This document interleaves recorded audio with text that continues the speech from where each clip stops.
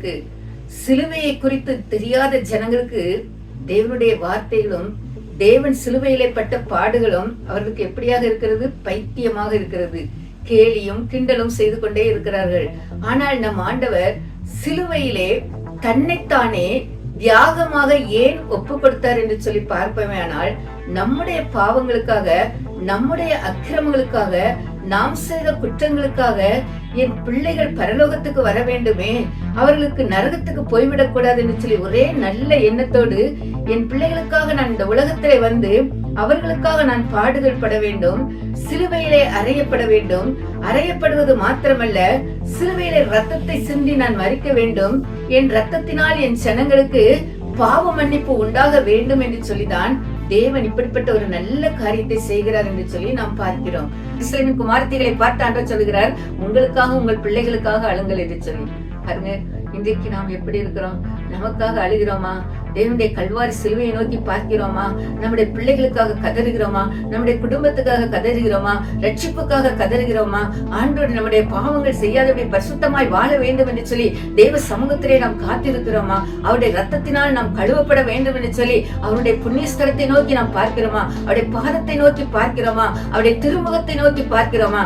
இல்லை, தேவனுக்கு பிரியமில்லாத காரியங்களை செய்து கொண்டு இருக்கிறோமா? அப்படி இருக்கவே கூடாது. காலம் கடைசி காலம், அவருடைய வருகை சமீபமாக இருக்கிறது.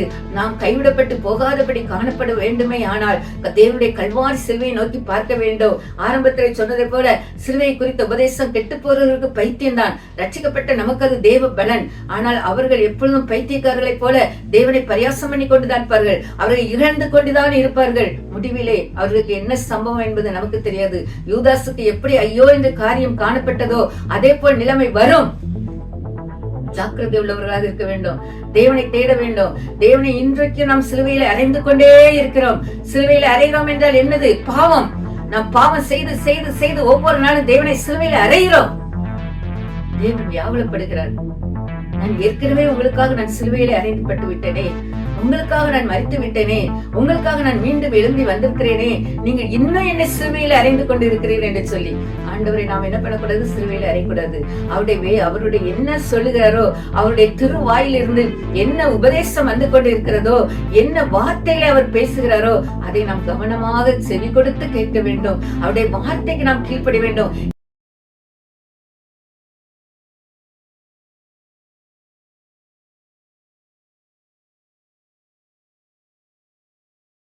ஹல்லேலூயா. கர்த்தருடைய பரிசுத்த நாமத்திற்கு மகிமை உண்டாவதாக. தேவன் தாம் இந்த வசனங்களை ஆசீர்வதித்து தருவதாக. இந்த நாளை நாம் பார்க்க போகிற காரியம் என்னவென்று பார்த்தால், இதனுடைய தலைப்பு என்னவென்றால், சிலுவையில் உதிர்ந்த பூக்கள். சிலுவையில் உதிர்ந்த பூக்கள். இன்னொரு காரியத்தை நாம் குறித்து பார்க்கிறோம். சிலுவையை குறித்த உபதேசம் கெட்டு போகிறவர்களுக்கு பைத்தியமா இருக்கிறது. ரட்சிக்கப்பட்ட நமக்கு அது எப்படிப்பட்டதாக இருக்கிறது? தேவ பலம். ஆம், ரட்சிக்கப்பட்ட நமக்கு அது தேவ பலம் தான். ஆனால் ஆண்டவரை அறியாத ஜனங்களுக்கு, சிலுவையை குறித்து தெரியாத ஜனங்களுக்கு தேவனுடைய வார்த்தைகளும் தேவன் சிலுவையிலே பட்ட பாடுகளும் அவர்களுக்கு எப்படியாக இருக்கிறது? பைத்தியமாக இருக்கிறது. கேலியும் கிண்டலும் செய்து கொண்டே இருக்கிறார்கள். ஆனால் நம் ஆண்டவர் சிலுவையிலே தன்னைத்தானே தியாகமாக ஏன் ஒப்பு கொடுத்தார் என்று சொல்லி பார்ப்போமேயானால், நம்முடைய பாவங்களுக்காக, நம்முடைய அக்கிரமங்களுக்காக, நாம் செய்த குற்றங்களுக்காக என் பிள்ளைகள் பரலோகத்துக்கு வர வேண்டுமே, அவர்களுக்கு நரகத்துக்கு போய்விடக் கூடாது என்று சொல்லி ஒரே நல்ல எண்ணத்தோடு என் பிள்ளைகளுக்காக நான் இந்த உலகத்திலே வந்து அவர்களுக்காக நான் பாடுகள் பட வேண்டும், சிலுவையிலே அறையப்பட வேண்டும். அறையப்படுவது மாத்திரமல்ல, சிலுவையிலே ரத்தத்தை சிந்தி நான் மரிக்க வேண்டும். என் ரத்தத்தினால் என் ஜனங்களுக்கு பாவ மன்னிப்பு உண்டாக வேண்டும் என்று சொல்லிதான் தேவன் இப்படிப்பட்ட ஒரு நல்ல காரியத்தை செய்கிறார் என்று சொல்லி நாம் பார்க்கிறோம். இந்த வசனத்தை நாம் பார்ப்போமையானால், ஆண்டவர் ஒவ்வொரு நாளும் என்ன பண்ணுவாரா? அவர் பகற்காலங்களிலே தேவ ஆலயத்தில் அவர் என்ன பண்ணுவார்? உபதேசம் பண்ணிக்கொண்டே இருப்பார். உபதேசம் பண்ணுகிறவர் மாத்திரல்ல, ராக்காலங்களிலே, இரவு நேரங்களிலே என்ன பண்ணுவார் என்றால், ஒளிவ மலை என்னப்பட்ட ஒரு மலையில போய் அவர் என்ன பண்ணுவாரா? ஜெபம் பண்ணிக்கொண்டே இருப்பாராம். ஜெபம் பண்ணிக்கொண்டே இருப்பார் என்று சொல்லி பார்க்கிறோம். ஆனா அந்த நேரத்துல பாருங்க, ஜனங்கள் எல்லாரும் அவர் ஜெபம் பண்ணிக்கொண்டே இருக்கும்போது சரி, பகற்காலத்தில் தேவ ஆலயத்தில் உட்கார்ந்து இருக்கும் பொழுது சரி, அவருடைய உபதேசத்தை கேட்பதற்கு அநேக ஜனங்கள் கூடி வருவார்கள். ஏனென்றால் ஆண்டவர் எப்படிப்பட்டவர்? அவர் நன்மைகளை செய்கிற தேவன், அவர் தீமையை பாராத சுத்த கண்ணர் என்று சொல்லி பார்க்கிறோம். இந்த பகற்காலங்களே தேவ ஆலயத்திலே உபதேசம் பண்ணுவார் என்று சொல்லி வசனம் எங்கு இருக்கிறது என்று நாம் பார்ப்போமே. ஆனால் லூக்கா 21வது அதிகாரம் 37, 38 இந்த வசனம் இப்படிப்பட்டது, அது இப்படி எழுதப்பட்டு இருக்கிறது. அதே நேரத்தை பாருங்க, லூக்கா 22ல 1-3 வரைக்கும் நாம் பார்ப்போமேனால், அந்த நாட்களிலே பஸ்கா எனப்பட்ட ஒரு புளிப்பில்லாத அப்ப பண்டிகை நாட்கள் வருகிறது. அந்த அப்ப பண்டிகை நாட்கள்ல என்ன பண்ணுவாங்க, பிரதான ஆசாரியர்களும் வேத பாரகரும் அவர் என்ன பண்றாங்களா, அவரை கொலை செய்யும்படி அவரை வகை தேடினார்கள். ஆண்டவர் என்ன செய்துட்டு இருந்தார்? பஸ்கா பண்டிகை, புளிப்பில்லாத அப்ப பண்டிகை வருகிறது. அந்த அப்ப பண்டிகை நாட்களே அவர் காத்து இருக்கிறார். அந்த நேரங்களிலே இந்த வேத பாரகர்களுக்கு மிகவும் பொறாமை. ஏனென்றால் அவர் தேவ ஆலயத்திலே நன்மையை செய்து கொண்டே இருப்பார். அவர் நன்றாக ஜெபிப்பார். அவருடைய ஜெபத்தை கேட்க திரளான ஜனங்கள் கூடி வருவார்கள். அவர்களுடைய கரத்தில் இருந்து அவர்கள் எல்லாம் விடுதலை பெற்று செல்வார்கள். இதை கண்ட இந்த ஜனங்களுக்கு அந்த பொறாமையும் எரிச்சலும் வந்தது நிமித்தமாக தேவனை எப்படியாவது கொலை செய்ய வேண்டும், அவரை எப்படி கொலை செய்ய வேண்டும், அவரை எப்படி கொலை செய்வதற்கு என்ன வழி செய்ய வேண்டும், எப்படி வகை தேட வேண்டும் என்று சொல்லி அவர்கள் ஆயத்தமாக இருந்தார்கள். அப்பொழுதுதான் தேவன் என்ன பண்ணுகிறார், இந்த அப்ப பண்டிகை நாட்களிலே அவர் என்ன பண்ணுகிறார், இந்த பண்டிகை நாட்களை அனுசரித்துக் கொண்டிருக்கிறார். அந்த நாட்கள்ல தான் இந்த வேத பாரகரும் ஆசாரியர்கள் என்ன பண்றாங்க, அவரை கொலை செய்யும்படி அவர்களை தேடி வருகிறார்கள். அந்த நேரத்தை பாருங்க, அவரோடு இன்னொரு பொல்லாத மனுஷனும் வாரான். யாருன்னா, ஆண்டவரோடு கூட இருந்தவன், ஆண்டவரோடு பேசி பழகினவன், ஆண்டவரோடு ஒரே அப்பத்திலே ஒரே பாத்திரத்திலே பானம் பண்ணி ஒரே பாத்திரத்திலே ஆகாரத்தை சாப்பிட்ட அந்த பொல்லாத ஒரு சீசன். அவன் தான் யார் என்று பார்த்தால் யூதாஸ். யூதாஸுக்கு என்ன எண்ணம் வந்தது தெரியுமா? ஒரு 30 வெள்ளிக்காசுக்காக ஆசைப்படுகிறான். அந்த 30 வெள்ளிக்காசுக்கு ஆசைப்பட்டு அவன் என்ன பண்ணுகிறான், நான் ஆண்டவரை உங்களிடத்திலே காட்டி கொடுக்கிறேன். எப்படி காட்டி கொடுக்கிறேன் சொன்னா, முத்தத்தினால் உங்களுக்கு காட்டி கொடுக்கிறேன் என்று சொல்லி அவன் உள்ள யார் புகுந்து விட்டால், சாத்தான் அவன் உள்ள புகுந்துட்டான். சாத்தான் அவன் உள்ளத்துக்குள்ளே புகுந்தான். அவனுக்கு ஒரு வெறி, ஆண்டவர் எப்படியாவது காட்டி கொடுக்க வேண்டும், காட்டி கொடுக்க வேண்டும், காட்டி கொடுக்க வேண்டும் என்று சொல்லி. அதே நேரத்தை பாருங்க, யூதாஸும் அவர்களோடு சேர்ந்து வர்றான். சேர்ந்து வந்தாலும் ஆண்டவர் அந்த நேரத்தில் அதை ஒரு பெரிதாகவே எடுத்துக்கொள்ளவில்லை. அப்ப பாருங்க, அந்த லூக்கா 23:9 13வது வசனம் வரைக்கும் பார்த்தோம்னா, இந்த பஸ்கா பண்டிகையை ஆயத்தப்படுத்தணும். பஸ்கா பண்டிகையை ஆயத்தப்படுத்துறதுக்கு ஒரு இடம் வேண்டும். அப்ப தன்னுடைய சீசர்களை பார்த்து ஆண்டவர் சொல்லுகிறார், இந்த பஸ்கா பண்டிகை ஆயத்தப்படுத்துவதற்கு ஒரு இடம் வேண்டுமே, நீங்க போங்க. நீங்க போகும்போது ஒரு பட்டணத்துல நீங்க போயிட்டே இருக்கும்போது அங்க ஒரு மனுஷன் வருவான். அவன் தண்ணீர் குடத்தை சுமந்து கொண்டு வருவான். அவங்கிட்ட போய் கேளுங்க, இந்த மாதிரி ஆண்டவர் பஸ்கா பண்டிகை ஆயத்தப்படுத்துவதற்கு ஒரு இடம் வேண்டும் என்று ஆண்டவர் கேட்கிறார் என்று சொல்லி நீங்க கேளுங்கன்னு சொல்லி யாரை பார்த்து சொல்லுகிறார்? சீசர்களை பார்த்து சொல்லுகிறார். அதே போல் சீசர்களை சொல்லும் பொழுது அந்த வீட்டு எஜமான் உடனே என்ன பண்றான், அந்த தண்ணீர் சுமந்து வருகிற வீட்டு எஜமான்ட்ட சொல்றான். வீட்டு எஜமான் உடனே என்ன பண்றான், தன்னுடைய இடத்தை மேல் மாடியிலே நல்ல ஒரு கம்பளம் விரிக்கப்பட்ட ஒரு இடத்தை அவன் என்ன பண்றான், ஆயத்தப்படுத்தி கொடுக்கிறான். அந்த ஆயத்தப்படுத்தி கொடுக்கிற நேரத்தை பாருங்க, அங்க அநேக பேர் இவங்க சீசர்கள்லாம் என்ன பண்றாங்க, இந்த அப்பத்தை புசிக்கிறதுக்காக அவங்க எல்லாம் வராங்க. அப்ப ஆண்டவர் என்ன பண்ணுகிறார், அவர் அந்த அப்பத்தையும் அந்த திராட்சை ரசத்தையும் அவர் ஸ்தோத்திரம் பண்ணி அதை பிட்டு என்ன பண்ணுகிறார், சீசர்களுக்கு கொடுக்கிறார். தன்னுடைய திராட்சை ரசம் என்பது அவருடைய ரத்தமாக காணப்படுகிறது என்று சொல்லி நாம் பார்க்கிறோம். அதற்கு நமக்கு ஒரு அடையாளம். அப்ப அந்த ரத்தத்தையும் அந்த சரீரத்தையும் அவர் பிட்டு கொடுக்கும் சொல்ற, இது என்னுடைய சரீரமாக இருக்கிறது, நீங்கள் அதை புசியுங்கள், ஆனால் நான் அதை புசிக்க கூடாது அப்படின்னு ஆண்டவர் சொல்றாரு. அப்ப சீசர்கள் ஏன் என்று கேட்கும்போது, என்னை காட்டி கொடுக்கிறவன் ஒருவன் என்ன பண்றான், இங்கே இருக்கிறான், அவனும் இங்கதான் கை வைக்க வந்திருக்கிறான், இதுல இந்த சரீரத்தை புசிக்க வந்திருக்கிறான். அப்போ ஒவ்வொரு சீசர்களும் கேட்கிறாங்க, ஆண்டவரே நானா நானா நானா என்று கேட்கும் பொழுது அப்போ ஒவ்வொருவரா கேட்கிறாங்க. அந்த இடத்துல பாருங்க, யூதாசும் கேட்கிறான் நானா அப்படின்னு சொல்லி. அப்ப ஆண்டவர் சொல்ற, நீயே தான் என்னை காட்டி கொடுக்கிறவனுக்கு ஐயோ. இன்றைக்கும் பாருங்க, உலகத்துல ஒரு மனிதனை நம்பி நாம் ஒரு காரியத்தை சொல்வோமே, ஆனால் அவன் நல்லவன் என்று நாம் நினைத்து சொல்லுவோம். தன்னுடைய மனதில் இருக்கிற எல்லா காரியத்தை அவன்கிட்ட சொல்லுவோம். ஆனா நாளடைவில் அவன் என்ன பண்ணுவான், இந்த சொன்ன மனிதர்களை அவங்க யார்கிட்ட சொல்றாங்களோ அவங்ககிட்ட என்ன பண்றாங்க, காட்டி கொடுத்துருவாங்க. இன்னைக்கு நடக்குதா இல்லையா? இந்த காரியங்கள் நடக்குது. ஏனென்றால் அவர்களுக்குள்ளாக அப்படிப்பட்ட ஒரு எண்ணம், அந்த பொல்லாத எண்ணம் தான் யாருக்குள்ள வந்தது, ஒரு 30 வெள்ளிக்காசுக்காக ஆண்டவரை காட்டி கொடுக்கிற யூதாசும் அங்க இருக்கிறான். ஏன் அந்த 30 வெள்ளிக்காசு ஆண்டவர்கிட்ட கேட்ட ஆண்டவர் கொடுக்காம இருப்பாரா? அவன் 30 வெள்ளிக்காசு தான் கேட்பான். அதற்கு அதிகமாக தேவனால் என்ன பண்ண முடியும், கொடுக்க முடியும் என்று சொல்லி நாம் பார்க்கிறோம். அந்த நேரத்தில் அவனுக்கு ஆண்டவர் அப்படி சொல்லுகிறார், ஐயோ என்று சொல்லி அவனை குறித்து ஆண்டவர் வேதனைப்படுகிற காரியத்தை குறித்து பார்க்கிறோம். அதே நேரத்தில் அடுத்தப்பல நம்ம பார்ப்போமேயானால் 22வது அதிகாரம், அதே லூக்கா 22 31 34 வரைக்கும் பார்த்தால் சீமோன் பேதுரு ஆண்டவரோடு இருக்கிறான். அப்ப ஆண்டவர் சொல்கிறார் சீமோன் பேதுருவை பார்த்து, சீமோனே சீமோனே, உன்னை சுளகிலை புடைக்கிறது போல உன்னை உபத்திரப்படுத்துவதற்காக பிசாசானவன் என்ன பண்ணா, என்னிடத்திலே உன்னை குறித்து கேட்டுக்கொண்டான்.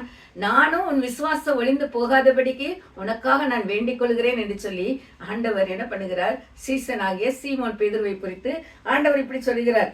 அப்ப பாருங்க, திரும்பவும் ஆண்டவர் சொல்றாரு, என்ன சொல்றாரு, பேதுருவை பார்த்து சொல்கிறார், பேதுருவே நீ என்னை 3 தரம் மறுதலிப்பாய். எப்படி மறுதலிப்பாய்? சேவல் கூவதற்கு முன்பாக என்னை நீ 3 தரம் மறுதலிப்பாய். எதற்காக? சிலுவையில் அறையப்படுகிற நாட்கள், அவரை பிசாசின் கரங்களிலே ஒப்பு கொடுக்கிறதுக்கு, அதாவது பிசாசினர், வேதப்பாரகர், பரிசேயர், சதுசேயர் இவர்களுடைய கரங்களிலே என்னை ஒப்பு கொடுக்க போகும் பொழுது நீ என்ன பண்ணுவாய், என்னை சேவல் கூவதற்கு முன்பாக 3 தரம் என்னை மறுதலிப்பாய்ன்னு சொல்ற. ஆனா பேதுரு என்ன சொல்ற, ஆண்டவரே நான் சத்தான் சாவன் உண்மை நான் காட்டி கொடுக்கவே மாட்டேன், நான் மறுதலிக்கவே மாட்டேன் என்று சொல்கிறான். அதே மாதிரி பாருங்க, அந்த லூக்கா 22 39 44 வரைக்கும் பார்த்தா அதாவது அந்த சீசர்கள் என்ன பண்றாங்க, அவர்களுடைய பழக்கத்தின்படியே என்ன பண்றாங்க, ஒலிவ மலைக்கு போனாங்க. ஒலிவ மரத்துல போய் என்ன பண்றாங்க, சீசர்களை பார்த்து ஆண்டவர் சொல்லுகிறார், அந்த நேரத்துல ஒலிவ மலைக்கு போகும்போது என்ன சொல்றேன்னா, நீங்க சோதனைக்கு உட்படாதபடி விழித்திருந்து ஜெபம் பண்ணுங்கன்னு சொல்றாரு. ஆனா இவங்க என்ன பண்றாங்க, விழித்திருந்து ஜெபிக்கல, அவங்க நல்ல நித்திரையில இருக்கிறாங்க. இன்றைக்கு நம்மையும் பார்த்து ஆண்டவர் சொல்லுகிறார், ஒரு நாளைக்கு நமக்கு 24 மணி நேரம் கொடுத்திருக்கிறார். அந்த 24 மணி நேரத்துல 1 மணி நேரமாவது நீங்க என்ன பண்ணக்கூடாது, விழித்திருந்து ஜெபிக்க கூடாதா, என்னுடைய பாதத்திலே தனிமையாக இருந்து ஜெபிக்க கூடாதா என்று சொல்லி கேட்கிறார். நாம் என்ன பண்ணணும், 1 மணி நேரமாவது என்ன பண்ணணும், தேவனுடைய பாதத்திலே அமர்ந்திருக்க வேண்டும். தேசத்துக்காக, நம்முடைய குடும்பத்துக்காக, நம்முடைய சபைகளுக்காக நாம் என்ன பண்ண வேண்டும், ஊழியர்களுக்காகலாம் அதிகமாக நாம் ஜெபிக்க வேண்டும். ஏனென்றால் இந்த உலகம் இந்த நாட்களே பாவத்தின் வழியாய் போய்கொண்டிருக்கிறது, பாவம் அதிகமாய் பெறுகிறது, ஜனங்கள் பாவத்தை தண்ணீரை போல பருகி கொண்டிருக்கிறார்கள் என்று சொல்லி பார்க்கிறோம். அப்பதான் ஆண்டவர் என்ன பண்றாரு, அவர் சீசரோடு தன்னுடைய பழக்க வழக்கத்தின்படி அந்த ஒலிவ மலைக்கு போய் அவர் ஜெபிக்க போறாரு. இவங்களை நீங்க சோதனைக்குட்படாதபடி ஜெபம் பண்ணுங்க அப்படின்னு சொன்னா இவங்க நல்ல நித்திரையில இருக்கிறாங்க. ஆண்டவர் என்ன பண்ணுகிறார், அவர் நல்லா ஜெபித்து விட்டு வந்து பார்த்தா இவங்க தூக்கத்துல இருக்கிறத பார்த்து அவருக்கே வேதனையாக தான் இருக்கும். அப்பதான் ஆண்டவர் சொல்கிறார், எழுந்துறீங்க, நீங்க என்ன பண்ணணும், இன்றைக்கு வந்து பாருங்க, வானத்தில் இருந்து ஒரு தூதன் வரானா. ஒரு தூதன் வந்து எதுக்காக வரான்னு சொன்னா, தேவனை பலப்படுத்துவதற்காக. அவர்களுக்கு தெரியும் இன்றைக்கு நிச்சயமாக ஆண்டவரை வந்து அவங்க பிடிக்க வருவாங்கன்னு சொல்லி தேவதூதர்களுக்கு தெரியும். அந்த தேவதூதர்களுக்கு தெரியும் பொழுது தேவதூதர் தேவனை வந்து பலப்படுத்தும் பொழுது ஆண்டவர் என்ன பண்ணுகிறாராம், வியாகுலப்பட்டு ஜெபிக்கிறார். வியாகுலப்பட்டு ஜெபிக்கும் பொழுது அவருடைய வேர்வை துளிகள் எல்லாம் ரத்தமாக விழுகிறது, துளி துளியாக. இப்பொழுது நம்ம கூட பாருங்க, ஒரு காற்று இல்லை என்றால் நமக்கு எவ்வளவு வேர்வை வேர்க்கிறது, வேர்வை தான் நமக்கு வேர்க்கும், அந்த வேர்வை கூட நம்மால் தாங்க முடியாது. ஆனால் ஆண்டவர் பாருங்க, நமக்காக அவர் வியாகுலப்பட்டு ஜெபிக்கிறார். தன்னுடைய ஜனங்களுக்காக, தன்னுடைய மக்களுக்காக ஆண்டவர் வியாகுலப்பட்டு ஜெபிக்கும் பொழுது அவருடைய வேர்வை ரத்த துளியாக விழுகிறதாம். எவ்வளவு ஒரு வேதனை பாருங்க. யாருக்காக? நமக்காக ஆண்டவர் இப்படிப்பட்ட காரியத்தை செய்கிறார். அந்த நேரத்துல பாருங்க, எல்லாரும் வந்துட்டாங்க. யாரு? ஆண்டவரை பிடிக்கிறதுக்காக, கையும் களவுமாக பிடிக்கிறதுக்காக. அந்த வசனம் லூக்கா 22:42 இருக்குது, 48 இருக்குது. பிரதான ஆசாரியர்கள், சேனை தலைவர்கள் எல்லாரும் வராங்க. ஆண்டவர் என்னவோ கொலை செய்த மாதிரியும், என்னவோ பெரிய குற்றம் செய்த மாதிரியும், அவர் பாவம் செய்தது மாதிரி அவங்க என்ன பண்றாங்க, ஆண்டவரை பிடிக்கிறதுக்காக அவங்க வகை தேடி எல்லாரும் வந்துட்டாங்க. வரும்பொழுது என்ன பண்றான், அந்த பொல்லாத மனுஷன் யாரு, யூதாசும் அவர்களோடு சேர்ந்து வருகிறான். யூதாசும் வரும்பொழுது என்ன பண்றாங்க, அவன் முத்தத்தினால் காட்டி கொடுக்கிறான். அப்பொழுது கூட நம்ம ஆண்டவர் என்ன சொல்ற தெரியுமா, சிநேகிதனே, என்னை முத்தத்தினாலா காட்டி கொடுக்கிறாய், நான் எத்தனை நாட்கள் உங்களோடு சேர்ந்து நான் ஆலயத்திலே நான் உபதேசம் பண்ணி கொண்டிருந்தேனே, உங்களோடு நான் நடந்து வந்து கொண்டிருந்தேன், அப்பொழுதெல்லாம் என்னை பிடிக்காதபடி இப்பொழுது என்னை முத்தத்தினால் காட்டி கொடுக்கிறாயே, இப்பொழுது எல்லாரும் என்னை கையும் களவுமாக பிடிக்க வருகிறீர்களே என்று சொல்லி ஆண்டவர் மிகவும் வேதனைப்படுகிறார். அப்போ சீசர்கள்லாம் என்ன பண்றாங்க, பார்த்துக்கிட்டு தான் நிக்கிறாங்க. அவங்களால ஒண்ணுமே பண்ண முடியாது. அந்த நேரத்துல தான் பாருங்க, இவங்க பிடிச்சுக்கிட்டு எங்க கொண்டு போறாங்கன்னு சொன்னா பிலாத்துவிட ராஜாவிட கொண்டு போறாங்க. பிலாத்துவிடத்துல கொண்டு போகும்போது பிலாத்து கேட்கிறார். என்ன கேட்கிறாருன்னு சொன்னா அவரை வாரினால் அடிக்கிறாங்க. வாரினால் அடிக்கிறது மாத்திரம் இல்ல, அவரு என்ன பண்றாங்க, அவருடைய முள்முடி சிரசிலே முள்முடி சூட்டப்பட்டு அவரு பயங்கரமாக அந்த முள்முடி சூட்டப்படும் பொழுது அந்த முள் அந்த தலையில குத்தி தலையில கனமாக குத்தி குத்தி குத்தி குத்தி என்ன பண்ணுகிறது, அந்த ரத்தம் கண்களின் வழியாகலாம் வருகிறது. யாருக்காக தெரியுமா? நமக்காகத்தான். அது மாத்திரம் இல்ல, அவர் மேல அவருக்கு கட்டியிருந்த அந்த அங்கி மாதிரி அவர் ட்ரெஸ் போட்டிருப்பார். அந்த அங்கியை கழட்டிட்டு அவர் மேல சிவப்பு அங்கியை கொடுக்குறாங்க. சிவப்பு அங்கியை கொடுத்து தலையில முள்முடியை சூட்டி அவர் என்ன பண்றாங்க, யூதருடைய ராஜா வாழ்கன்னு சொல்லி அவரை கேலியும் கிண்டலும் செய்து அவரை என்ன பண்றாங்க, காரி துப்பி அவரை பயங்கரமாக வேதனைப்படுத்துறாங்க. ஒரு பயங்கரமான ஒரு பெரிய சிலுவையை தூக்கி கையில கொடுக்குறாங்க. அந்த சிலுவையை தூக்கி கொண்டு அவர் என்ன பண்ணுகிறார், நடக்க முடியாதபடி வருகிறார். அப்ப பிலாத்து சொல்லுகிறார், இந்த மனுஷனிடத்துல நான் எந்த ஒரு பாவத்தையும் பார்க்கவில்லையே, இவரிடத்துல நான் எந்த ஒரு குற்றத்தையும் கண்டுபிடிக்கவில்லைன்னு சொன்னா, அப்ப இந்த ஜனங்கள் எல்லாம் என்ன சொல்றாங்க, எல்லாரும் கத்துறாங்க, யூத ஜனங்கள் எல்லாம் கத்துறாங்க. என்ன சொல்லி கத்துறாங்க, இவன் ஆலயத்தை இடித்து நான் 3 நாட்களுக்குள்ள இந்த ஆலயத்தை கட்டுவேன் என்று சொன்னா, இவன் நான் தான் கடவுள் என்று சொல்றான், நான் தான் பிதா என்று சொல்கிறான் என்று சொல்லி இவர் மேல பொய்யான காரியத்தை அவர்கள் குற்றச்சாட்டி கொண்டே இருக்கிறார்கள். அப்போ அந்த பிலாத்து தேவனத்தை கேட்கிறார், நீ இந்த மாதிரி சொன்னியான்னு கேட்டா ஆண்டவர் அமைதலா இருக்கிறார், அமைதலாக இருக்கிறார். இப்ப நாம ஒரு தவறு செய்தோம்னா, தவறு செய்திருப்போம், ஆனா தவறு செய்தால் நம்மிடத்துல வந்து அநேகரை நீ தவறை செய்தாயா என்று சொல்லி ஒருவேளை நம்மிடத்துல கேட்கும் பொழுது நாம் தவறு செய்திருந்தால் கூட என்ன சொல்லுவோம் தெரியுமா, நான் தவறு செய்யவில்லை, நான் எந்த ஒரு பாவமும் செய்யவில்லை, எனக்கு இதை குறித்து எதுவும் தெரியாது என்று சொல்ல நாம் சொல்லிப்போம். ஆனால் ஆண்டவர் பாருங்க, அவர் எந்த ஒரு தவறு செய்யவில்லை, எந்த ஒரு பாவமும் அவர் செய்யவில்லை, எந்த ஒரு குற்றமும் அவர் செய்யவில்லை. ஆனால் அநியாயமாக என்ன பண்றாங்க, அவரை தண்டிக்கிறார்கள், அவரை வாரினால் அடிக்கிறார்கள், அவர் முகத்திலே காரி துப்புகிறார்கள், அவர் சிலுவையை சுமந்து கொண்டு வருகிறார். அந்த சிலுவையை சுமக்க முடியாதபடி தேவன் வரும்பொழுது அவரை என்ன பண்றாங்களா, பயங்கரமாக அந்த சிலுவையை சுமக்க முடியாதபடி அவர் எங்க வருகிறார் சொல்ல, கபாலஸ்தலம் என்னும் ஒரு கொல்கதா என்ற மலைக்கு அவரை கூட்டிக் கொண்டு போகிறார்கள். கூட்டிக் கொண்டு போகும்போது அவரை சிலுவையில அறைகிறதுக்கு அவரை ஒப்பு கொடுக்கிறார்கள். சிலுவையில அறைய ஒப்பு கொடுக்கும் பொழுது பாருங்க, அந்த சிலுவையில வலது பக்கம் ஒரு கல்லன், இடது பக்கம் ஒரு கல்லன் இருக்கிறான். அந்த 2 பேர் இருக்கிறாங்க. அவருக்கு மத்தியில என்ன பண்றாங்க, ஆண்டவரை சிலுவையில அறைகிறாங்க. சிலுவையில அறையும் பொழுது அதை பார்க்கும் பொழுது நமக்கு எவ்வளவு ஒரு வேதனையாக இருக்கிறது. ஒரு 2 கால் தனித்தனியாக கால்களை வச்சு சிலுவையில அறையில, 2 காலையும் ஒன்னா சேர்த்து வச்சு அறைகிறாங்க. அது மாத்திரம் இல்ல, அவரை சிலுவையில் அறையப்படும் பொழுது 2 கள்ளர்களும் கேட்கிறாங்க. ஒரு கள்ளன் கேட்கிறான், அவரை பரியாசம் பண்றான், நீர் கிறிஸ்துவானால் உன்னையும் ரட்சித்துக் கொண்டு என்னையும் ரட்சி அப்படின்னு கேட்கிறான். அப்ப இன்னொரு கள்ளன் என்ன சொல்றேன்னு சொன்னா, நாம் பாவம் செய்தோம், அதற்குரிய தண்டனையை நான் அனுபவித்துக் கொண்டிருக்கிறோம், ஆனால் இவர் ஒண்ணுமே செய்யவில்லையே, இவரை நீ இகழ்ந்து பேசுகிறாய் என்று சொல்லி இன்னொரு கள்ளனை அடுத்த கள்ளன் கண்டிக்கிறான். இப்படி இருக்கும் பொழுது அப்ப இந்த கள்ளன் ஆண்டவர்கிட்ட என்ன கேட்கிறேன்னு சொன்னா, ஆண்டவரே நீ இன்றைக்கு நானும் உமோடு கூட பரலோகத்துக்கு வர வேண்டும் என்று கேட்கும் பொழுது ஆண்டவர் என்ன சொல்லுகிறார் தெரியுமா, ஒரு செகண்ட் சொல்லுகிறார், நீயும் என்னோடு கூட பரதீசில் இருப்பாய். அப்ப ஒரு நிமிடத்தில், ஒரு செகண்ட் தான் ஒரு கள்ளன் மனம் திரும்புகிறான், இன்னொரு கள்ளன் எப்படி இருக்கான், அவருடைய இருதயம் கல்லாய் போகிறது என்று சொல்லி நாம் பார்க்கிறோம். இன்றைக்கு நாம் எப்படிப்பட்டவர்களாக இருக்கிறோம், தேவனை சார்ந்து வாழ்கிறோமா, தேவனுடைய சிலுவையை நாம் நோக்கி பார்க்கிறோமா, அவர் நமக்காக சிந்தப்பட்ட ரத்தத்தை நாம் நோக்கி பார்க்கிறோமா? அது மாத்திரம் அல்ல, அவரை சிலுவையில் அறையப்படும் பொழுது வேத பழக்கத்தின்படி அந்த நாட்களில் அந்த ரோமபிரியர்களுடைய பழக்கத்தின்படி என்ன காரியம் செய்வார்கள் என்று சொன்னால், ஒருவன் மரித்து விட்டானா இல்லையா என்று பார்ப்பதற்கு அவனுடைய கால்களில் எலும்புகளை உடைப்பார்களாம். எப்படி ஒரு சுத்தியில வச்சு உடைப்பாங்க, எவ்வளவு ஒரு வேதனை பாருங்க.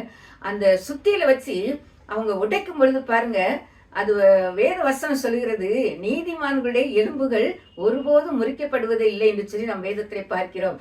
அப்ப இவங்க 2 கள்ளன் என்ன பண்றாங்க, அவங்க மரித்து போகவில்லை சிலுவையில் அறையும் பொழுது. அப்ப இவங்க 2 பேரையும் சுத்தியலால அடிக்கிறாங்க. அந்த 2 பேருடைய கால்களையும் அவங்க சுத்தியலால உடைச்சு அந்த எலும்புகளை முறிக்கிறதை குறித்து பார்க்கிறோம். எவ்வளவு கதறுவாங்க, எவ்வளவு கூச்சல் போடுவாங்க.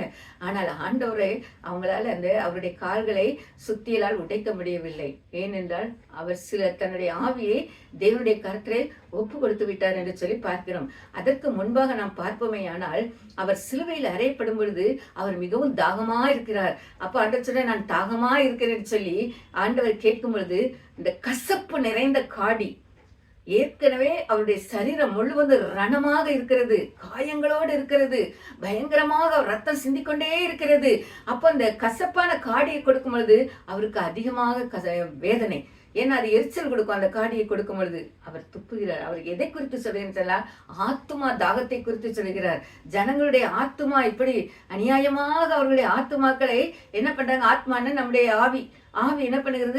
அநியாயமாக என்னை காட்டி கொடுத்து கொண்டு எனக்கு விரோதமாக செயல்பட்டு கொண்டிருக்கிறார்களே, இந்த ஆத்துமாக்கள் அநியாயமாக மரித்து நரகத்துக்கு போய்விடுவார்களே, இவர்கள் நரகத்துக்கு போகக்கூடாது என்று சொல்லி அந்த ஆதங்கத்தோடு தான் ஆண்டவர் ஆத்துமா தாகத்தை குறித்து கேட்கிறார். ஆனால் இவங்க கசப்பான காடியை கொடுக்கிறாங்க. அந்த கசப்பான காடியை கொடுக்கும் பொழுது அவர் அதை குறித்து மிகவும் வேதனைப்படுகிறார் என்று சொல்லி பார்க்கிறோம். அப்பொழுது ஆண்டவர் சொல்றார், பிதாவை நோக்கி கூப்பிடுகிறார், தேவனே என்னை ஏன் கைவிட்டீர், என்னை ஏன் கைவிட்டீர் என்று சொல்லி ஆண்டவர் கதறுகிறார், கூச்சல் போடுகிறார். அந்த நேரத்தை பாருங்க. அதற்கு முன்பாக நாம் பார்ப்போமேயானால், நான் கொஞ்சம் ஸ்டெப்பா தான் சொல்லிக்கொண்டே வருகிறேன். அதற்கு முன்பாக நாம் பார்ப்போமேனால், தேவனை சிலுவையிலே அறையப்படுவதற்கு முன்பாக ரோமார் பிரியருடைய பழக்க வழக்கத்தின்படி ஒருவன் சிறையிலே அடைக்கப்பட்டிருந்தால் ஒருவனுக்கு விடுதலை கொடுப்பார்கள். ஏன்னா ஒருத்தன் சிலுவையில் அறையப்படும் பொழுது இன்னொருத்தனுக்கு விடுதலை உண்டு. அப்ப இந்த பிலாத்து கேட்கிறார், நான் யாரை விடுதலை செய்ய வேண்டும் என்று சொல்லும் பொழுது அந்த யூத ஜனங்கள் எல்லாம் என்ன சொல்றாங்கன்னு சொல்லி பார்ப்போமே. ஆனால் பரபாசை விடுதலை செய்ய வேண்டும், இயேசுவை சிலுவையிலே அறைய வேண்டும் என்று சொல்றாங்க. பரபாஸ் ஒரு பயங்கரமான கொலைகாரன், அவன் குற்றம் செய்தவன். ஆனா அவனுக்கு விடுதலை கொடுக்கணுங்கிறாங்க. எந்த பாவமும் செய்யாத நம்ம ஆண்டவரை என்ன பண்றாங்க? சிலுவையில் அறையணும்னு சொல்றாங்க. இந்த யூத ஜனங்கள் எவ்வளவு ஒரு கடினம் உள்ளவர்களா இருக்கிறார்கள். ரோமாபுரி ஜனங்கள் எவ்வளவு ஒரு கொடுமை உள்ளவர்களாய் காணப்படுகிறார்கள். அப்ப எல்லாருக்குள்ளாகவும் அந்த பிலாத்துவுக்கு கூட ஒரு வேதனை வருகிறது. ஐயோ, இவன் பரபாஸ் எவ்வளவு ஒரு தவறு செய்தவன், ஆண்டவரிடத்துல எந்த ஒரு குற்றமும் கண்டுபிடிக்க முடியவில்லையே என்று சொல்லி அவன் கதறுகிறான். ஆனால் இந்த ஜனங்கள் திரும்ப திரும்ப திரும்ப திரும்ப என்ன பண்றாங்க? இயேசுவை சிலுவையில் அறையும் என்று சொல்லி கொச்சையான வார்த்தையை கொண்டெல்லாம் பேசுகிறாங்க. அப்போ இந்த எருசலேமின் குமார்த்திகள் கதறாங்க. ஏன்னா அவங்க ஆண்டவரை அதிகமாக நேசிக்கிறவர்கள், ஆண்டவருடைய கரத்திலிருந்து அவர்கள் நன்மையை பெற்றுக் கொண்டவர்கள். அப்போ ஆண்டவர் சொல்ல, எனக்காக நீங்க அழாதீங்க. எருசலேமின் குமார்த்திகளை பார்த்து ஆண்டவர் சொல்கிறார், உங்களுக்காக உங்கள் பிள்ளைகளுக்காக அழுங்கள் என்று சொல்லி. பாருங்க, இன்றைக்கு நாம் எப்படி இருக்கிறோம்? நமக்காக அழுகிறோமா? தேவனுடைய கல்வாரி சிலுவையை நோக்கி பார்க்கிறோமா? நம்முடைய பிள்ளைகளுக்காக கதறுகிறோமா? நம்முடைய குடும்பத்துக்காக கதறுகிறோமா? ரட்சிப்புக்காக கதறுகிறோமா? ஆண்டவர் நம்முடைய பாவங்கள் செய்யாதபடி பரிசுத்தமாய் வாழ வேண்டும் என்று சொல்லி தேவ சமூகத்திலே நாம் காத்திருக்கிறோமா? அவருடைய ரத்தத்தினால் நாம் கழுவப்பட வேண்டும் என்று சொல்லி அவருடைய புண்ணியஸ்தலத்தை நோக்கி நாம் பார்க்கிறோமா? அவருடைய பாதத்தை நோக்கி பார்க்கிறோமா? அவருடைய திருமுகத்தை நோக்கி பார்க்கிறோமா? இல்லை, தேவனுக்கு பிரியமில்லாத காரியங்களை செய்து கொண்டு இருக்கிறோமா? அப்படி இருக்கவே கூடாது. காலம் கடைசி காலம், அவருடைய வருகை சமீபமாக இருக்கிறது. நாம் கைவிடப்பட்டு போகாதபடி காணப்பட வேண்டுமே. ஆனால் தேவனுடைய கல்வாரி சிலுவையை நோக்கி பார்க்க வேண்டும். ஆரம்பத்தில் சொன்னதை போல சிலுவை குறித்த உபதேசம் கெட்டு போறவர்களுக்கு பைத்தியம்தான், ரட்சிக்கப்பட்ட நமக்கு அது தேவ பலன். ஆனால் அவர்கள் எப்பொழுதும் பைத்தியக்காரர்களைப் போல தேவனை பரியாசம் பண்ணி கொண்டுதான் இருப்பார்கள். அவர்கள் இழந்து கொண்டுதான் இருப்பார்கள். முடிவிலே அவர்களுக்கு என்ன சம்பவம் என்பது நமக்கு தெரியாது.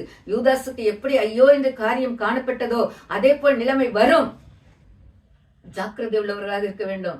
தேவனை தேட வேண்டும். தேவனை இன்றைக்கு நாம் சிலுவையில் அறைந்து கொண்டே இருக்கிறோம். சிலுவையில் அறைகிறோம் என்றால் என்னது? பாவம். நாம் பாவம் செய்து செய்து செய்து ஒவ்வொரு நாளும் தேவனை சிலுவையில் அறைகிறோம். தேவன் வியாகுலப்படுகிறார். நான் ஏற்கனவே உங்களுக்காக நான் சிலுவையிலே அறைந்து விட்டேனே, உங்களுக்காக நான் மரித்து விட்டேனே, உங்களுக்காக நான் மீண்டும் எழும்பி வந்திருக்கிறேனே, நீங்கள் இன்னும் என்னை சிலுவையில் அறைந்து கொண்டு இருக்கிறீர்கள் என்று சொல்லி ஆண்டவரை நாம் என்ன பண்ணக்கூடாது? சிலுவையில் அறையக்கூடாது. அவருடைய என்ன சொல்லுகிறாரோ, அவருடைய திருவாயிலிருந்து என்ன உபதேசம் வந்து கொண்டு இருக்கிறதோ, என்ன வார்த்தைகளை அவர் பேசுகிறாரோ அதை நாம் கவனமாக செவி கொடுத்து கேட்க வேண்டும். அவருடைய வார்த்தைக்கு நாம் கீழ்ப்பட வேண்டும். இந்த உலகத்தில் அவரை தவிர வேறு ஒருவர் இல்லைங்க. நாம் வாழ்ந்தாலும் அவருக்காகத்தான் வாழ வேண்டும், நாம் மரித்தாலும் அவருக்காகத்தான் மரிக்க வேண்டும். ஏன்னால் அவர் அப்படிப்பட்ட ஒரு நல்ல தேவன். அவர் யாருக்கும் தீமையை செய்வதே இல்லை. அவர் பாவங்களை பாராத சுத்த கண்ணர். அவர் பரிசுத்தமுள்ள தேவன். அவர் உண்மை உள்ள தேவன். அவர் நீதி செய்கிற நியாயாதிபதியாக இருக்கிறார். அந்த நீதி செய்கிற தேவனுக்கு வந்த கொடுமைதான் என்னது? ஏனென்றால் அவர் சத்தியத்தை சத்தியமாய் போதித்தார். ஜனங்களை விடுதலையாக அவர் இலவசமாக அவர்களுக்கு விடுதலை கொடுத்தார், அவர்களை ரட்சித்தார். இதுதான் இந்த பொல்லாத ஜனங்களுக்கு பிடிக்கவில்லை. அதை பிடிக்காதது நிமித்தமாக எல்லாரும் இவரோடு போறாங்களே, கூட்டம் கூட்டமாக இவரோடு நெருங்குகிறார்களே, அப்ப இவரை சிலுவையில் அறையணும், இவரை சாகடிக்கணும், அப்ப இந்த ஜனங்கள் எங்க போவாங்கன்னு சொல்லிதான் இந்த மாதிரி காரியத்தை அவர்கள் செய்கிறார்கள். ஆனாலும் தேவனுக்கு தெரியும், நம்ம நிச்சயமாக நாம் சிலுவையில் அறையப்படுவோம், நாம் மரித்து போகிறோம். ஆனா நாம் 3ஆம் நாள் உயிரோடு எழுந்திருப்பது அவருக்கும் நல்லாவே தெரியும். ஏன் இவர்கள் சிலுவையில் அறையப்படும் பொழுது ஒரே ஒரு வார்த்தை ஆண்டவர் தேவதூதரை பார்த்து கேட்டால், தேவதூதர்கள் வராம இருப்பாங்களா? வருவார்கள், நிச்சயமாக வந்து தேவனை காப்பாற்றுவார்கள். ஆனால் தீர்க்க தரிசனம் நிறைவேற வேண்டும் என்று சொல்லிதான் தேவன் தன்னை சிலுவையிலே ஒப்பு கொடுத்தார். சிலுவையிலே ஒப்பு கொடுக்கும் பொழுது இந்த காரியத்துக்கு வருவோம். இந்த தண்ணீர் கேட்டார் அல்லவா, அப்ப இவங்க என்ன பண்றாங்க, கசப்புக்கு நிறைந்த காடியை கொடுக்கிறார். அதை அவருக்கு ஆண்டவர் என்ன பண்ணுகிறார், துப்பி விடுகிறார் என்று சொல்லி பார்க்கிறோம். அதுக்கு பிற்பாடுதான் அவருக்கு அந்த வலியும் அந்த வேதனையும் அவர் படுகிற பயங்கரமான கஷ்டங்களும் அவரால் தாங்கிக் கொள்ளவே முடியவில்லை. அவரால் தாங்கிக் கொள்ள முடியாதபடிதான் பிதாவை நோக்கி கூப்பிடுகிறார், பிதாவை நோக்கி கூப்பிடுகிறார். என் ஆண்டவர் பிதாவை நோக்கி கூப்பிட்டு அவர் என்ன பண்றார், அவருடைய கையிலே தன் ஜீவனை விட்டு விட்டார் என்று சொல்லி பார்க்கிறோம். தேவன் ஜீவனை விட்டார். ஆனால் இவங்களுக்கு சந்தேகம் இவர்களுக்கு தீரவில்லை. இவர் இருக்கிறாரா இல்ல உயிரோடு இல்லையா என்று சொல்லி பார்ப்பதற்கு அவருடைய விழா எலும்பில என்ன பண்றாங்க, அந்த ஈட்டியினால் அவரை குத்துகிறார்கள். அந்த ஈட்டியினால் குத்தப்படும் பொழுது அவருடைய சரீரத்திலிருந்து ரத்தமும் தண்ணீரும் தரையிலே கரை புரண்டு ஓடியது என்று சொல்லி பார்க்கிறோம். கரை புரண்டு ஓடியது. அவர் சரீரத்திலே ஒரு சொட்டு தண்ணீர் கூட இல்லை, ஒரு சொட்டு ரத்தம் கூட இல்லை. நமக்காக அவர் ரத்தமும் தண்ணீரும் கரை புரண்டு ஓடியது. இன்றைக்கு அந்த ரத்தத்தினால் நாம் கழுவப்பட வேண்டும். ரத்தத்தினால் கழுவப்பட வேண்டும் என்றால் என்ன அர்த்தம் என்று பார்த்தால், நாம் ஞானஸ்நானம் எடுக்க வேண்டும், மூழ்கி ஞானஸ்நானம் எடுக்க வேண்டும். மூழ்கி ஞானஸ்நானம் எடுத்து தேவனுக்கு நாம் மனவாட்டிகளாய் காணப்பட வேண்டும். அப்பொழுதுதான் தேவனுடைய ராஜ்யத்துக்குள் பிரவேசிக்க முடியும். அதான் ஆண்டவர் என்ன சொல்ல தெரியுமா, நான் நீதிமான்களை அல்ல பாவிகளை ரட்சிக்கவே இந்த உலகத்திற்கு வந்தேன். ஒரு பாவியின் மனம் திரும்புதல் நிமித்தம் பரலோகத்தில் மிகுந்த சந்தோஷம் என்று தேவன் சொல்லுகிறார். நம் மேல் தேவன் எவ்வளவு ஒரு கரிசனை உள்ளவராக இருக்கிறார். நாம் தேவனை சார்ந்து வாழ்வோம், தேவனை நோக்கி பார்ப்போம். நமக்காக தேவன் எவ்வளவு பாடுகள் பட்டார். ஆனால் இன்றைக்கு அநேகரிடத்திலே நாம் தேவனை பற்றி சொல்லும் பொழுது, ஆண்டவரிடத்திலே வந்த உபத்திரவம் தான் வரும், ஆண்டவரிடத்துல வந்த பாடுகள் தான் வரும் என்று சொல்லுகிறாங்க. ஆனா பாருங்க, அவருடைய அடிச்சுவடுகளை பின்தொடர்ந்து வருகிற பிள்ளைகளுக்கு பாடுகள் உண்டுதான். ஒருவன் தன்னைத்தான் வெறுத்து அவருடைய சிலுவை என்ன பண்ண வேணும், பின்பற்றி வர வேண்டும். அப்பொழுதுதான் நீ பரலோகத்தில் இடத்தை பெற்றுக்கொள்ள முடியும். தேவனை ஏற்றுக்கொள்ளவில்லை என்றால் பாடுகள் நமக்கு வராதா? தேவனை நாம் மறுதலிக்க வேண்டும். நமக்கு உலகத்தில் உபத்திரவங்கள் உண்டுதான். அதனால்தான் ஆண்டவர் சொன்னார், திடன் கொள்ளுங்கள், நான் உலகத்தை ஜெயித்தேன். நான் ஜெயித்ததை போல நீங்களும் என்ன பண்ணுவீங்க, உலகத்தை ஜெயிப்பீங்கன்னு சொல்லுகிறார். அது மாத்திரம் இல்ல, ஆண்டவர் சிலுவையில் அறையப்படும் பொழுது அவரை என்ன பண்றாங்க, அவருடைய சரீரத்தை என்ன பண்ணணும், அடக்கம் பண்ணணும். சரீரத்தை அடக்கம் பண்ணுவதற்கு அப்போ ஒரு யோசேப்பு என்ற ஒரு மனிதன், அந்திரேயா என்ற ஊரில் உள்ள ஒரு யோசேப்பு என்ற ஒரு மனிதன் வருகிறார். அவர் ராஜா பிலாத்து இதெல்லாம் கேட்கிறாங்க, நாங்க என்ன பண்றேன், ஆண்டவரை என்கிட்ட கொடுங்க, நாங்க அவரை அடக்கம் பண்ணிக்கொள்றோம்னு சொல்லும் பொழுது ஆண்டவர் என்ன பண்றாங்க, அப்படியே அவர் இறக்கி கொண்டு வராங்க. அது சிலுவையிலிருந்து இறக்கி கொண்டு வரும்பொழுது அவருடைய தாய் பக்கத்துல இருக்கிறார் மகதலேனா மரியாள். எவ்வளவு ஒரு வேதனைப்பட்டிருப்பாங்க. தன்னுடைய பிள்ளை இப்படியாக கொடுமைப்படும் பொழுதும், அவர் மேல் கல்லை தூக்கி எரியும் பொழுதும், அவர் முகத்திலே காரி துப்பும் பொழுதும் அவருடைய முதுகெல்லாம் உளப்பட்ட நிலம் போல காணப்பட்டதாம். ஏன்னா இன்னைக்கு பாருங்க, வயல்ல ஏர் மாடுகளை கொண்டு என்ன பண்ணுவாங்க, அந்த நிலத்தை விடுவாங்க. நிலத்தை விடும்போது அந்த மண்ணெல்லாம் என்ன பண்ண தெரியுமா, மேல அப்படியே பாலமாக வரும் அந்த மண்ணுகள்லாம். அதே போல்தான் அவருடைய முதுகு எப்படி இருந்தது, உளப்பட்ட நிலம் போல காணப்பட்டது. எவ்வளவு ஒரு வேதனை பாருங்க, நமக்காக எவ்வளவு சகிப்புத்தன்மை ஆண்டவருக்கு. அப்ப அப்படிப்பட்ட ஆண்டவரை அவர் என்ன பண்றாரு, அழகா தூக்கிட்டு கல்லறையில அடக்கம் பண்றாங்க. கல்லறையில அடக்கம் பண்ணிட்டு திருப்பி ஒரு 3ஆவது நாள் என்ன பண்றாங்க, அவரை போய் பார்க்க போகிறார்கள். பார்க்க போறது யார் தெரியுமா, ஆண்கள் யாரும் போகவில்லை, சீசர்கள் யாருமே போகவில்லை. இந்த பெண்கள் தான், மகதலேனா மரியாள், இப்படிப்பட்ட இவங்க கிளையப்பா மரியாள், இவங்க தான் என்ன பண்றாங்க, ஆண்டவரை நோக்கி ஓடுறாங்க. ஆனா அங்க என்ன பண்றாங்க, அந்த கல் புரட்டப்பட்டு இருக்கிறது, கல்லறையில ஆண்டவர் இல்லை. அப்ப இவங்க பயப்படுறாங்க. பக்கத்துல ஒரு கல்லுல ஒரு தோட்டக்காரன் உட்கார்ந்து இருக்கிறார். அவர்கிட்ட கேக்குறாங்க, ஆண்டவரை பார்த்தீங்களா, ஆண்டவரை நீங்க பார்த்தீங்களான்னு சொல்லி பார்க்கும்போது பார்த்தா என்ன பண்றாங்க, அவரு எழுந்து போய்விட்டாரு அப்படின்னு சொல்றாங்க. இவங்க ஓடி வராங்க. ஓடி வந்தா இவங்க எல்லாம் சீசர்கள் உட்கார்ந்து இருக்கிற அறைக்குள்ள ஆண்டவர் என்ன பண்ணுகிறார், உங்களுக்கு சமாதானம். இன்றைக்கு ஆண்டவர் நம்மை பார்த்து சொல்லுகிறார், நான் உயிரோடு இருக்கிறேன்.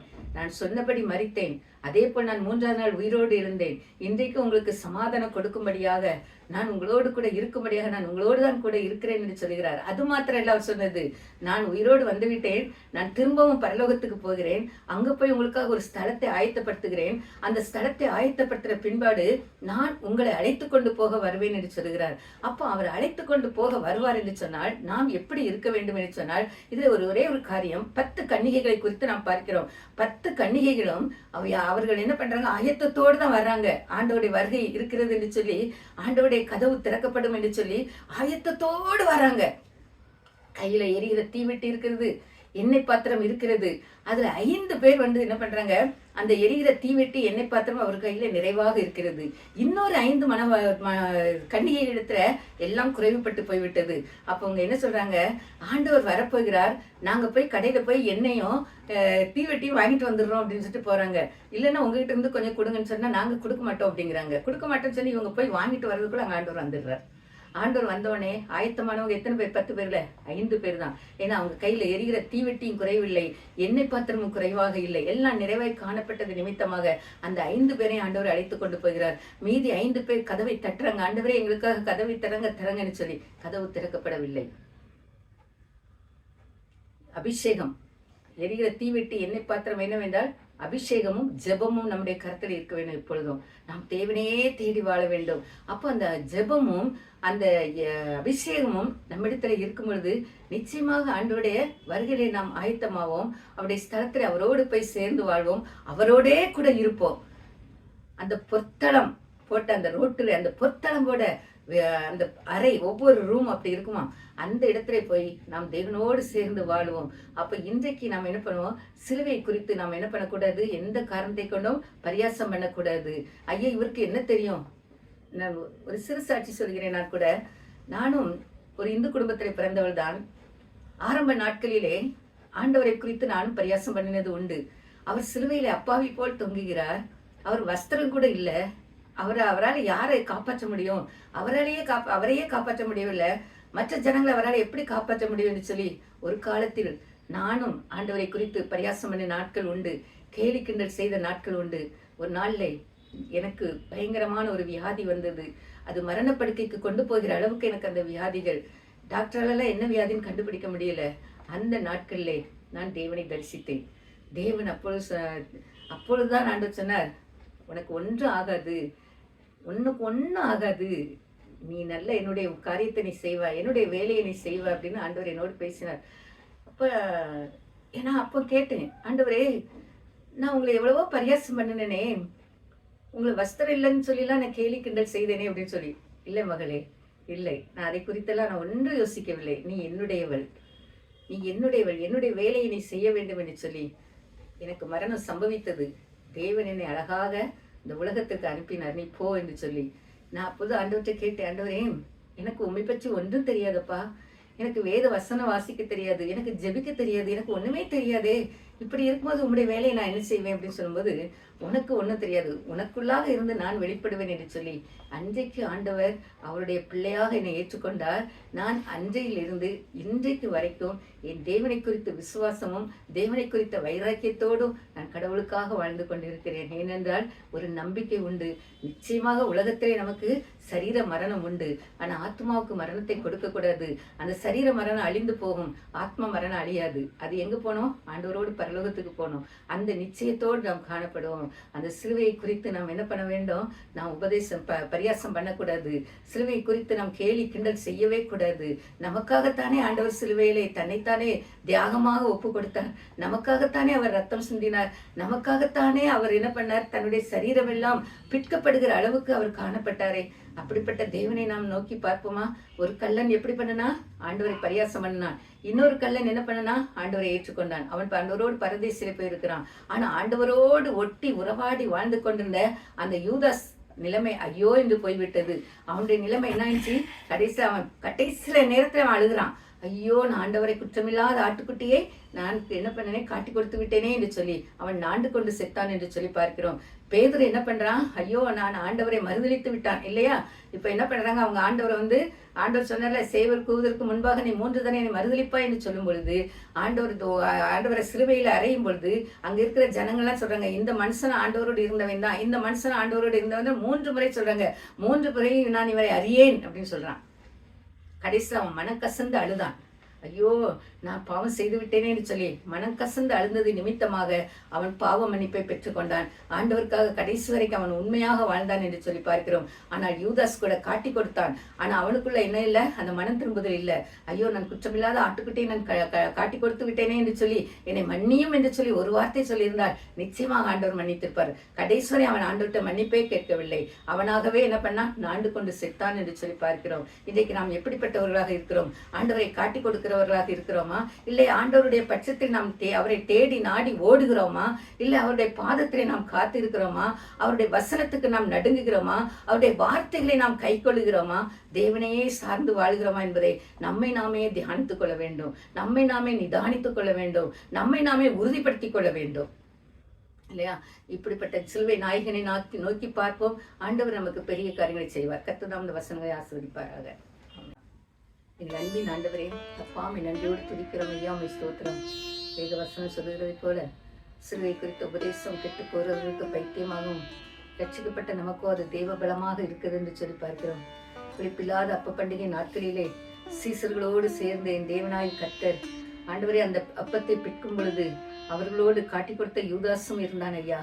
ஆண்டவரே உமக்கு ஸ்தோத்திரப்பா, என்னை காட்டி கொடுக்கிறவருடைய கையும் இங்கே இருக்கிறது என்று சொல்லி ஆண்டவர் வேதனையோடு சொல்லும் பொழுது இருக்கிற 11 சீசர்களும் நானோ என்று கேட்டார்கள். கடைசியில் யூதாசும் நானா என்று கேட்கும் பொழுது நீதான் என்று சொல்கிறார். அவனுக்கு ஐயோ என்று ஒரு நிலைமை காணப்பட்டது. பேதுருவை குறித்து பார்க்கிறோம். பேதுருவே நீ என்னை 3 தரம் மறுதலிப்பா என்று சொல்லி ஆண்டவர் சொல்லும் பொழுது, ஆண்டவரே நான் உண்மை மறுதலிக்க மாட்டேன் என்று சொல்லி அவன் சவால் விட்டு பேசுகிறான். ஆனால் நாளடைவிலே அவனும் சிலுவையிலே ஆண்டவரை ஒப்பு கொடுக்கும் பொழுது 3 தரம் மறுதலித்தான் ஐயா. ஆண்டவரை மறுதலித்தாலும் அவன் தகப்பனே பாவ மன்னிப்பை பெற்றுக்கொண்டான். மனம் கசந்து அழுதான் ஐயா. தகப்பனே உமக்கு ஸ்தோத்திரப்பா. யூதாசோ ஆண்டவரே கல்மனம் படைத்தவனாக இருந்தது நிமித்தமாக அவன் நாண்டு கொண்டு செத்தான் என்று சொல்லி பார்க்கிறோம் அப்பா.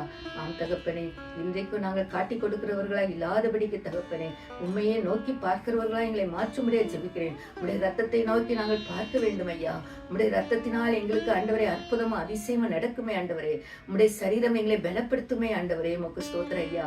இயேசுவே எங்களுக்காக தகப்பனே ஒளிவ மலையிலே ஆண்டவரே அப்பா உமக்கு ஸ்தோத்திரம். வேர்வையானது ரத்த துளியாய் விழுகிற அளவுக்கு எங்களுக்காக நீ ஜெபித்தீரே அப்பா. அதை நாங்கள் நினைவு கூற வேண்டுமே ஆண்டவரே. நாங்கள் நிர்விசாரமாக இருக்கக்கூடாது அப்பா. உண்மையே நோக்கி பார்க்க வேண்டும். கல்வாரி நாயகனை நோக்கி பார்க்க வேண்டும். சிலுவை நாதரை குறித்து நாங்கள் பார்க்க வேண்டும் ஐயா. ஆண்டவரே உமக்கு ஸ்தோத்திரம் ஐயா. அந்த சிலுவையிலே எங்களுக்கு ஆண்டவரே மன்னிப்பு இருக்கிறது அப்பா. அந்த சிலுவையிலே எங்களுக்கு பாவ மன்னிப்பு உண்டாகிறது ஆண்டவரே. அந்த சிலுவையிலே எங்களுக்கு பரலோக ராஜ்யம் ஆயத்தமாகிறது ஆண்டவரே. அப்பா உமக்கு ஸ்தோத்திரம் ஐயா. அதை நோக்கி பார்த்து ஆண்டவரே நாங்கள் இன்னும் உமக்குள்ளாக பலப்பட, இன்னும் உமக்குள்ளாக ஸ்திரப்பட, இன்னும் உமக்குள்ளாக நிலைவரப்படத்தக்கதான கிருபைகளை தந்தருளி தகப்பனே நீர் எங்களை ஆசீர்வதிக்கும்படியாக ஜெபிக்கிற ராஜா. நீர் அப்படி செய்ய போற மேலான கிருபைக்காக உமக்கு ஸ்தோத்திரம். உடைய வல்ல கர்த்தரை ஒப்புக் கொடுக்கிறேன். ஆவியானவர் பொறுப்படுத்திக் கொள்ளும். ஆசீர்வதியும் பெரிய காரியங்களை செய்யும். இயேசுவின் நாமத்தில் ஜெபம் பிதாவே.